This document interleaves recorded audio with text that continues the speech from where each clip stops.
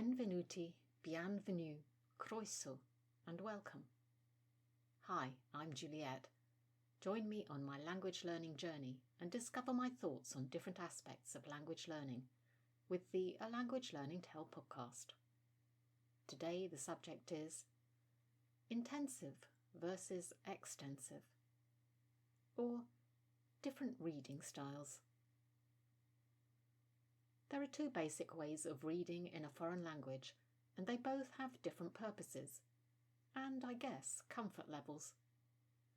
These are intensive reading and extensive reading. You can, of course, use the same reading material to do both. Intensive reading. This type of reading is slow and methodical.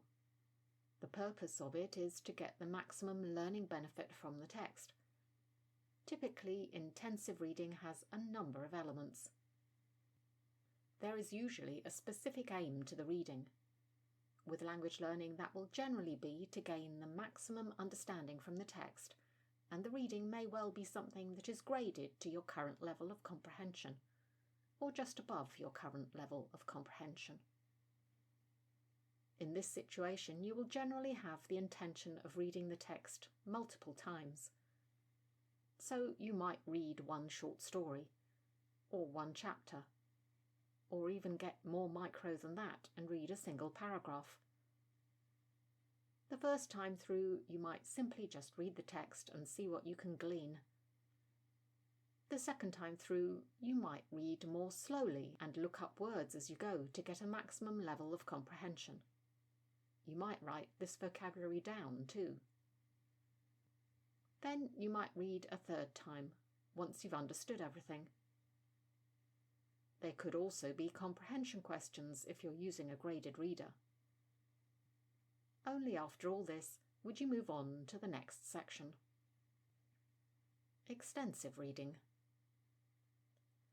This type of reading is much quicker and not really methodical at all. The purpose of it is to consume as many words in the language as possible, thus increasing your vocabulary by repetition.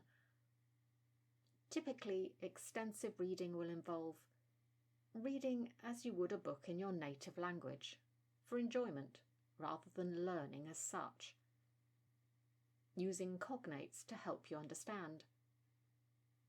Only looking up words if you absolutely have to. Embracing ambiguity. In other words, accepting that you won't understand everything, but aiming just to get the gist of the action. It's probably a good idea to do both kinds of reading at different times, although I have to be honest, I've never truly done intensive reading in this way since I reignited my passion for languages. I'm quite comfortable with ambiguity, although the more you read in a language, the less the ambiguity exists. What I have started doing recently, though, is a kind of hybrid, I suppose. I've read enough in Italian now that I don't have a lot of trouble reading, at least when it comes to modern novels, once I've got through those first couple of chapters, with potentially new kinds of language to get used to. Classics are another beast entirely. Don't read classics if you want an easy time of it. What I am doing now, though, is focusing on interesting phrases as they come up.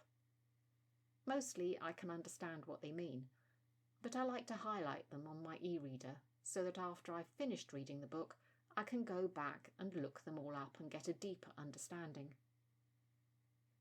You might want to do some kind of hybrid too, where perhaps you read the first few chapters intensively until you understand the writer's style, and then you move to extensive. Nothing is set in stone in language learning. Do what works for you, and you'll be happier in your language journey. That's all for today's episode. Don't forget to join me again next time for more language learning tips, tricks, and tales.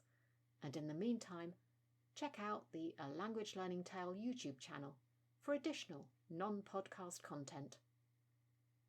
Ciao, salut, wheel, and bye for now.